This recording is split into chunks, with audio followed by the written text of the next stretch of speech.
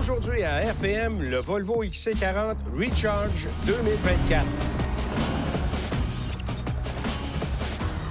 On connaît bien le design de la série 40 de Volvo puisqu'elle est arrivée au départ en 2018. Ça fait déjà longtemps. Là. Bien, quand même, c'est un modèle qui commence à étirer la sauce d'un point de vue esthétique. Et on peut même reculer de 2 ans encore parce que le concept a été dévoilé en 2016, le 40.1, et c'est la même forme à quelques détails près. Année modèle 2020, on est arrivé avec la première version du Recharge qui reprenait essentiellement les mêmes traits que le XC40 régulier, à l'exception près que nous avions, comme sur le modèle actuel toujours, une grille de calandre qui est fermée. 2023 arrive et là, on fait un pont avec l'autre véhicule Recharge dans la gamme Volvo, le C40, qui est la version coupée, dans le fond, du XC40. J'espère que vous me suivez à la maison. Ça commence à être compliqué. Ça commence à faire beaucoup de choses. Donc, tout ça pour dire qu'en 2023, on a harmonisé la forme des phares à l'avant. Mais on a gardé les marteaux de Thor juste ici. Quelle bonne nouvelle. Bon, on a ici... En fait, la grosse différence, c'est que les phares sont maintenant coupés. Ils sont biseautés. Honnêtement, c'est la seule grosse distinction qu'on a pour 2023. Puis honnêtement, il n'y a pas grand monde qui va le remarquer. Il faut vraiment être vraiment très, très attentif à ce détail-là parce qu'autrement, la forme du véhicule demeure la même. Puis moi, je trouve que c'est une bonne chose parce que c'est un véhicule qui, même après plusieurs années sur le marché, continue d'être bien... d'être beau à regarder, finalement. Bien, en fait, c'est une des forces du design suédois de manière générale. Oui, on est classique. C'est très classique, c'est épuré, il n'y a pas de fioritures, donc les risques de mal vieillir sont beaucoup plus difficiles que lorsqu'on arrive avec des designs qui sont extrêmement polarisants. Et ce n'est pas du tout le cas avec le Volvo XC40. Bon, ici, on a la version Ultimate, la plus équipée, mais il y a 2 versions moins chères aussi. Core et Pure. Et honnêtement, là, au niveau des distinctions, là, on ne se rend même pas à 7 au niveau des erreurs. Là. Seule distinction pour ce qui est du Ultimate, on a des projecteurs anti-brouillard. Les 2 autres versions ne l'ont pas. Et au niveau de la taille des roues, la version de base va avoir du 18 pouces. En option sur la version médiane, tu peux avoir les 20 pouces que nous avons là. Et la version Ultimate vient avec les 20 pouces de facto. Qui sont très jolies d'ailleurs. Vraiment des très, très belles roues, style ventilateur. Sont vraiment très belles et elles sont partiellement fermées, donc elles favorisent un meilleur aérodynamisme.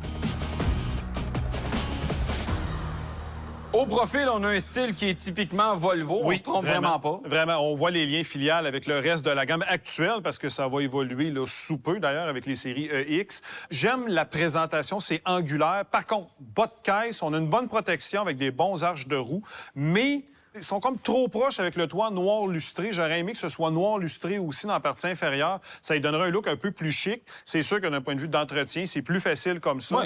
Mais considérant qu'on est chez Volvo, un petit côté plus chic, je pense que ça lui aurait bien été. Quand même un style assez baroudeur quand même, parce que quand on le regarde, il est assez trapu comme véhicule. Très trapu. Moi, en tout cas, je trouve que ça va bien, le noir mat dans le bas. Peut-être un peu moins d'abord. Peut-être un peu moins. À l'aile, à l'arrière, on a une coche ici qui vient vraiment dessiner le panneau de custode et qui vient déterminer la forme du feu arrière. Et ce que j'aime, c'est que c'est une réplique de la découpe du capot. Et ça, je trouve que c'est le fun parce que ça vient vraiment asseoir le véhicule, ça lui donne des bonnes hanches et je trouve ça réussi. Et tu sais, on voit dernièrement dans l'industrie automobile des voitures qui sont surdessinées. On pourrait-tu nommer Hyundai, par exemple? Ultra frappant. Mais ici, on a des éléments de design qui sont bien intégrés, qui sont matures et qui passent bien à travers le temps. On a un bon exemple parce que ce véhicule-là, on l'a déjà dit, est arrivé en 2018 originalement. Et il est encore très beau. Bien sûr, à l'arrière, les feux de position, c'est typique de Volvo. Verticaux, ça vient vraiment cintrer la lunette à l'arrière. Ça fait des années que VUS et familial ont cette approche-là. Il y a une chose que j'aime un peu moins, par exemple, c'est l'essuie-glace qui est très gros, qui aurait pu être intégré dans le béquet à l'arrière. Ce serait esthétiquement plus beau, selon moi. Qualité d'assemblage, qualité de la peinture maintenant. Oui, bien, l'assemblage, c'est impeccable. On est chez Volvo. Même si on est dans les petits Volvo, on ne lésine pas sur ce point-là. Qualité de la peinture, c'est dans la moyenne, rien d'exceptionnel. Puis il n'y a pas une très grosse pelure d'orange, donc c'est bien correct.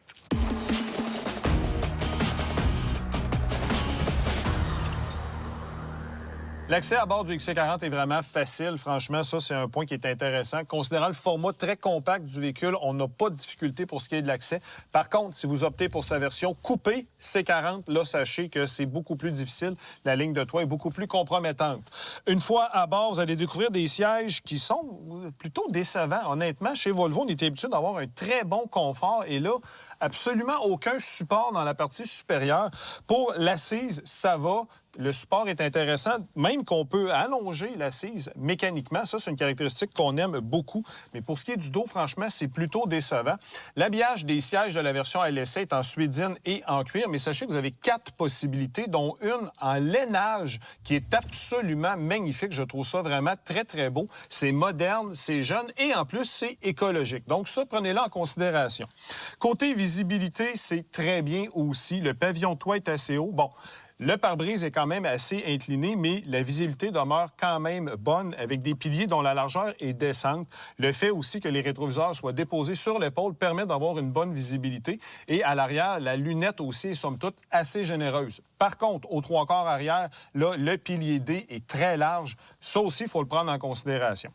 Côté volant, maintenant, bon, on recule dans le temps, c'est le cas de le dire. Bon, la présentation, c'est correct, mais c'est au niveau des commandes. Je vous dirais que ça commence à faire un peu vieux jeu, mais j'aime l'apport des appliques métalliques sur le volant. Je trouve que c'est beau. Une bonne prise en main aussi avec un bon boudin, donc ça, c'est intéressant. L'instrumentation est entièrement numérique dans toute la gamme du XC40 Recharge. C'est 12 pouces et ça pourrait être optimisé. On a seulement 2 tableaux. Calme, où il n'y a absolument rien dans le centre de l'écran, ou encore Navi, où là, on a, comme le nom l'indique, la navigation à l'intérieur, c'est tout. Il n'y a pas d'autres possibilités et l'ergonomie est vraiment pas optimale, notamment pour ce qui est de l'ordinateur de bord. Donc, franchement, ça mériterait d'être revu entièrement pour vraiment exploiter pleinement le potentiel d'un écran numérique. On arrive maintenant au système multimédia avec son écran de seulement 9 pouces. Honnêtement, ça fait pas mal pic-pic pour un modèle 2024. Et ai-je besoin de nommer le Tesla Model Y, qui est un de ses compétiteurs, pour comprendre de quoi je parle en matière d'écran? Par contre, ça demeure élégamment intégré avec l'applique noir lustré et les buses d'aération verticale. Je trouve ça beau, mais d'un point de vue d'écran, on est ailleurs vraiment.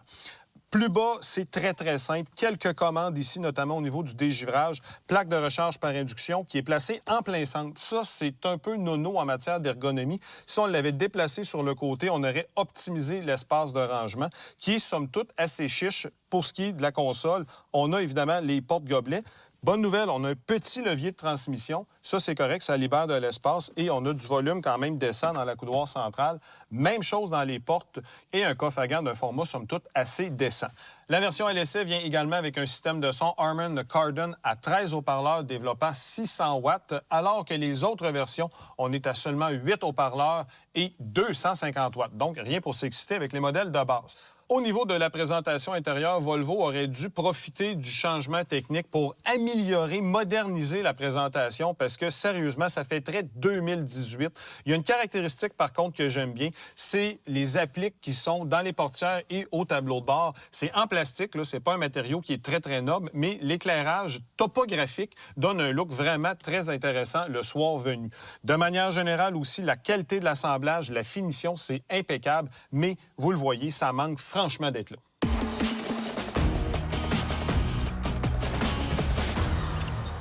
À l'arrière, quand on compare l'accès par rapport au C40 qui a une forme coupée, on a beaucoup plus de facilité à prendre place sur la banquette. Le seul point, par contre, c'est que le siège est rentré vers l'intérieur, donc on doit enjamber le seuil. Mais pour le reste, l'ouverture au moins de la porte, elle, est bonne.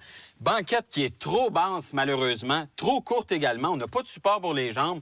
Le dossier est trop droit aussi. J'imagine qu'on fait ça pour améliorer l'espace cargo, mais ça compromet le confort des passagers à l'arrière. C'est pas qu'on manque de dégagement, parce que vous le voyez, il y a quand même beaucoup d'espace, mais malheureusement, la banquette n'est pas confortable. On a des sièges chauffants à l'arrière aux 2 extrémités, prise USB également. On n'a pas de rideau. Et malheureusement, la visibilité vers le côté, c'est pas terrible compte tenu du fait qu'on a un poteau qui nous vient carrément dans le visage. Pour ce qui est de l'espace cargo, maintenant, on a accès avec un haillon électrique qui ouvre rapidement, une bonne heure de chargement bien finie avec des bons matériaux. Sous le plancher, on a un espace de chargement de 68 litres, quand même intéressant. Et pour ce qui est du volume cargo, on est à 452 litres. Et quand on rabat la banquette à la manière 60-40, on a un plancher plat et 1328 litres d'espace, ce qui est en bas de la moyenne de la catégorie, mais notez qu'on a un coffre à l'avant de 21 litres.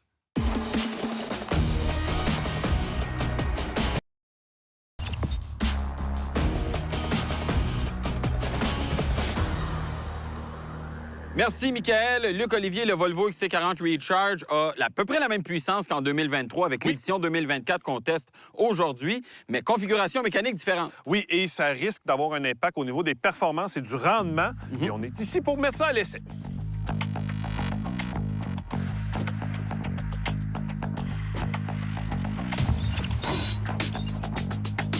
Samuel, on a tout près de 500 livres-pieds de couple dans le Volvo XC40 avec ses deux moteurs électriques.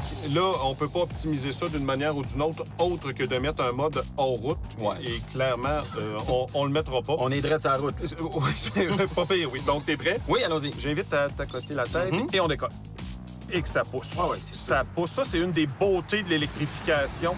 C'est ultra linéaire au niveau de l'accélération. C'est puissant, là. Sérieusement, la livraison est là. Oui, mais on sent pas non plus de baisse de puissance à plus haute vitesse. Peut-être un peu, là, mais c'est pas marqué, là. Très, très légèrement. Faut quand même savoir que le Volvo XC40, avec ses deux moteurs, va toujours favoriser l'essieu arrière, qui est d'ailleurs plus puissant. Oui. Et lorsqu'on en a besoin, genre une accélération vive, comme on vient de faire là... Ou un manque d'adhérence, par exemple, en hiver. Ou dans les courbes, des trucs comme ça. Oui. Quand c'est nécessaire, finalement, le moteur avant va aussi s'activer. Et là, clairement, tout était en fonction parce qu'on a vraiment eu un temps d'accélération impressionnant, 4,3 secondes. Moi, c'est plus vite que ce que Volvo annonce, d'ailleurs. 0,5 secondes plus vite. Quand même. Donc, on voit vraiment que Volvo a favorisé l'approche du dynamisme et de la sportivité avec son approche électrique et non pas celle de « on sauve de l'électricité ».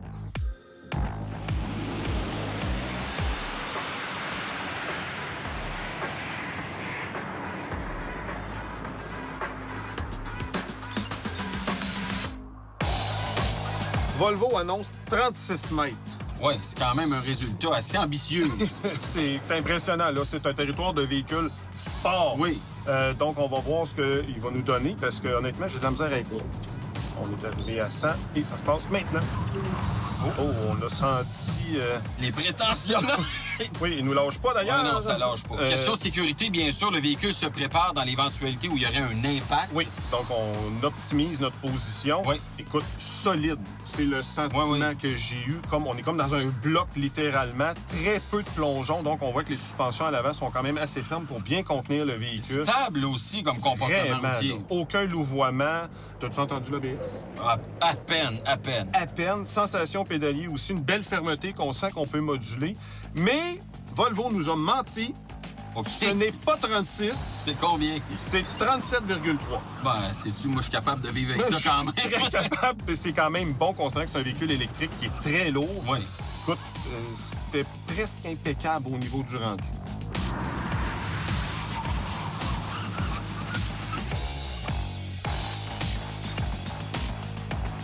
On s'élance maintenant dans le slalom avec le XC40. Oui, 2188 kilos, c'est assez lourd. Peut-être que ça va nous nuire. Peut-être que ça va nous nuire, mais on est quand même à bord d'un produit Volvo. Et que c'est rigide, hein? C'est incroyable. Sérieusement, c'est un bloc, ce véhicule-là. Direction, Sam, là, c'est un bijou. Sérieusement. Bijou, t'as quand même. Du bout des doigts, là. Vraiment, là. Aussi simple que ça. Demeure très neutre aussi d'un changement de direction, là. Oui. Le pneu de 20 pouces, là, nous donne un coup de main ici, certainement. Oui, bien, on est quand même bien équipé aussi. On est avec du Pirelli Scorpion 0 4 saisons. Oui. Franchement, là... Pas de crissement de pneus, ou à peu près pas. Pas d'intervention du système de stabilité, en tout cas perceptible. On entend un petit cliquetis à gauche et à droite, comme quoi il intervient, mais... Peut-être juste pour distribuer la puissance aussi, là, adéquatement. Mais clairement, il n'y a aucune intervention dans la direction, dans la conduite, parce que j'ai rien senti. Des fois, on le sent, on se fait castrer juste un petit peu quand on braque, là, vraiment impeccable. Mais le clou du spectacle, c'est la direction. Ben, donc. Communicatrice, précise, du bout des doigts. Sérieusement, j'ai eu beaucoup de plaisir à le faire. Bonne nouvelle.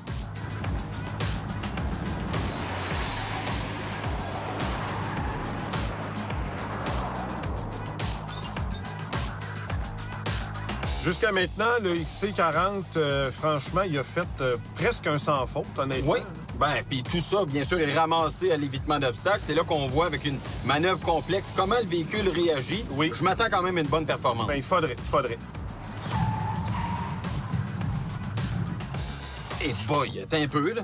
OK, j'ai pris mon souffle, Ouais, là, c'est beau. Ah, j'ai retrouvé mes jambes. Oui, c'est ça. La ceinture, encore une fois, qui nous a serrés parce que, évidemment, on fait une manœuvre d'urgence, là. T'as-tu senti quelque chose, toi? Ben, j'ai senti un véhicule très stable, très solide, facile à contrôler aussi. Je sais pas si c'est la perception que tu as eue, là. Direction vraiment impeccable. La seule chose que j'ai faite comme moins, ça, j'aime moins ça, sensation au niveau du pédalier qui est devenu vraiment très, très ferme. Ouais. Par contre, la distance de freinage me semble, somme toute, courte. Oui, oui, oui. Ça, c'est très, très bien fait. Donc, encore une fois, le Volvo XC40 continue de bien performer.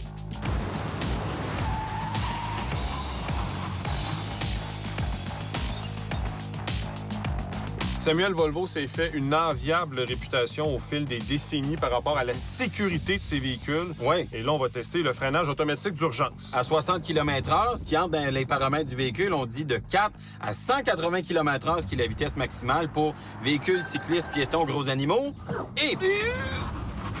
Et Seigneur! Et le système de prétentionneur des ceintures de sécurité, c'est assez impressionnant, là. Écoute, j'ai fusionné dans le fauteuil.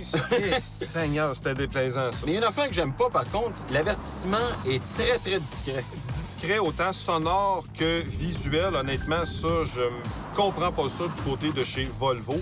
Par contre, lorsque le freinage automatique s'active, on se fait rapidement, on va le dire, ramasser par la ceinture de sécurité et le freinage est très brutal. La distance aussi m'apparaît un peu courte par rapport à l'obstacle, mais au final, c'est un sentiment qui est sécuritaire parce que vraiment, on se sent en sécurité dans le véhicule. D'autant plus qu'on est préparé à une éventuelle collision. Ça, quand même, c'est à souligner parce que c'est vraiment pas tous les véhicules qui offrent ce genre de système-là. Non. Force est de constater, Luc Olivier, que le Volvo XC40 Recharge nous a donné quand même une bonne performance sur la piste. Jusqu'à maintenant, on ne peut pas vraiment le prendre en défaut. Par contre, quand ça va très bien sur la piste ou très mal sur la piste, on peut chanter ou déchanter sur la route et on s'en va à l'essai routier pour valider tout ça. On a bien vu sur la piste, Luc Olivier, que le XC40 met l'accent sur le dynamisme, la performance. Oui. Et ça, c'est pénalisant sur la route parce qu'on a une suspension qui est sèche. Et là, on le constate très bien. La route sur laquelle on roule est défoncée et on se fait brasser, là. Ben oui, effectivement. Sur la piste, on a aimé l'aplomb du véhicule, mais là, on se rend compte vraiment que les 400 quelques kilos de plus de la version électrique par rapport à son penchant à essence pénalisent au niveau du comportement. On sent absolument toutes les imperfections du pavé. Et bon, certaines personnes vont dire « j'aime ça, je me sens plus connecté avec la route ». Mais là, je te dirais qu'on est un peu l'autre bord de la ligne. C'est un peu trop sec au niveau du rendement. Mais c'est sûr que ça améliore le comportement routier, l'agrément de conduite au quotidien, cet aspect-là, parce qu'on sent qu'on a une bonne maîtrise du véhicule. Mais à un moment donné, on a un impact sur le confort. C'est ça. Et chez Volvo, traditionnellement, on était capable d'avoir un certain équilibre entre le confort et le comportement routier. Même, on mettait peut-être un peu plus l'accent sur le confort. Oui.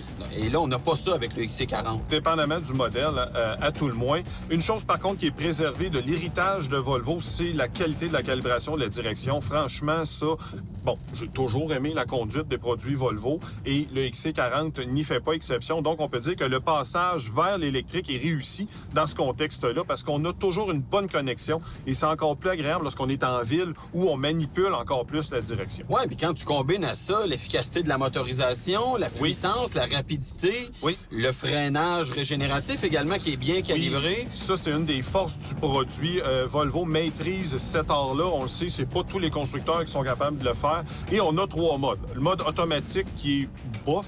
On a le mode... qui va varier l'intervention du freinage régénératif en fonction de la présence d'un véhicule devant, là, pour mettre ça très clair. Honnêtement, c'est plus ou moins agréable à jouer avec. Pas très intuitif. En plus, moi, j'y vais tout de suite avec le mode activé, littéralement, parce qu'on peut aussi complètement le désactiver. Et une fois qu'il est activé, sérieusement, c'est intuitif à utiliser. On peut facilement moduler l'accélérateur qui va entraîner un ralentissement du véhicule, comme là en ce moment, et qui va nous emmener jusqu'à un arrêt complet. Et ça, c'est ça qu'on aime dans une voiture électrique, quand on peut décider nous autres mêmes au niveau du freinage avec la conduite à une pédale. Oui, ça, c'est quand même assez bien maîtrisé de la part du constructeur. visibilité également qui est bonne à bord du véhicule. Là, tu sais, là, on circule sur la route, on est à même de constater qu'on voit bien vers l'extérieur. C'est ça. Vers l'arrière, bon, c'est sûr que le pilier CD, là, ça prend beaucoup d'espace là, vers l'arrière, mais c'est quand même moins pire que le C40 en formule coupée qui, lui, a vraiment une visibilité entravée là, vers l'arrière. C'est ça. En termes de rouage, maintenant, on a une approche différente. On favorise la propulsion plutôt qu'une livraison égale, 50-50, de la puissance comme on avait auparavant. Qu'est-ce que ça change? Ben écoute, au niveau du rendu, on a très peu de sensations. Dans le contexte que nous, on a fait l'essai routier, c'est à peine perceptible, honnêtement. La différence entre les deux, tu veux dire? Exactement. On sent qu'on a un peu plus de poussée, comme on a vu à l'accélération un peu plus tôt dans l'émission. Mais sinon, c'est vraiment facile à conduire et on ne le sent pas. Ouais. J'ai également conduit la version propulsion, notamment dans le C40. Et je te dirais que le comportement est tout à fait similaire à ce qu'on va retrouver du côté du Tesla Model Y. Donc, on tombe pas en mode sacrifice comme on pourrait le croire. Le fait que le véhicule est bien assis sur ses roues permet vraiment une très bonne traction. Là, il va falloir voir, par contre, en hiver, ça va être quoi? Sûr. Parce qu'on sait que la précédente génération, là, où la puissance était livrée de façon égale, c'était très efficace en hiver. C'est ça. Mais là, plus de puissance à l'arrière, un peu moins à l'avant, ça va sans doute changer le comportement routier et on y reviendra sans doute. Exactement.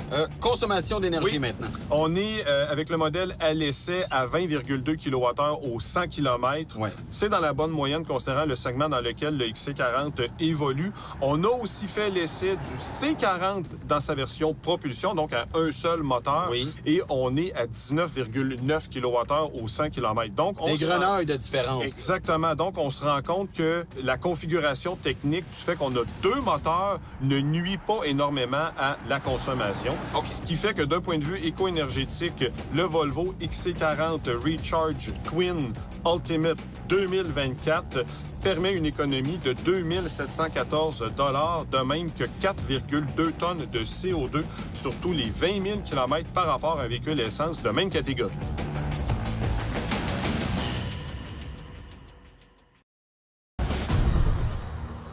Les pour et les contre. Oui, comportement dynamique, ça, c'est clairement illustré sur la piste. Une motorisation qui est puissante et c'est une mécanique qui est bien adaptée au produit. Du côté des contres maintenant, le prix, l'aménagement intérieur et la vibration qu'on a ressentie dans la motorisation. Des vibrations. Ah oui. Ça, j'aime pas ça. Là. Surtout d'un véhicule électrique. Généralement, c'est l'inverse. Qu'est-ce qu'on fait? On recommande ou pas? Ben, compte tenu de la nouveauté de la mécanique, du Et de côté la technique, vibration, et tant de la qu'à faire. vibration, c'est un véhicule qu'on va mettre en évaluation. On va le surveiller et on vous revient avec notre recommandation un peu plus tard.